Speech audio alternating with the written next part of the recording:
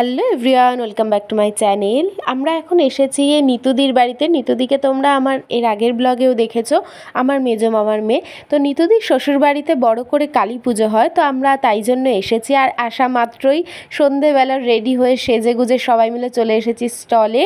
অনেক স্টল দিয়েছিল, যেমন পকোড়া দিয়েছিল, ফুচকা দিয়েছিল, কফি দিয়েছিল, তার সাথে আইসক্রিম দিয়েছিল। এই যে এখানে সবাই মিলে আমরা এখন পকোড়া টকোড়া ফুচকা টুচকা খেয়ে সবাই একটু গল্প টল্প করছি, তারপর গিয়ে আবার একটুখানি বসবো। আমরা এখন এখানে বসে আড্ডা মারছি, যেহেতু পুজো শুরু হতে এখনো অনেক দেরি। আমরা এখন ফুচকা খেয়েছি, এসে এখানে ফটো তুলছি। এত আলো থাকতে অন্ধকারে তুলছি আমরা, তাই তো? কেমন ফটো আসছে মনে হচ্ছে? খুবই ভালো, ভূতের মতনই লাগছে। চলো, এই যে মা পিছনে।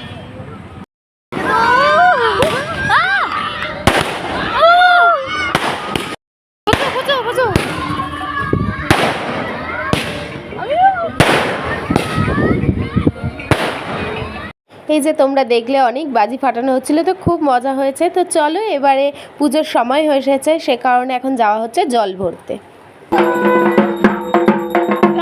আমি ভেবেছি কে লাইট জ্বালিয়েছে।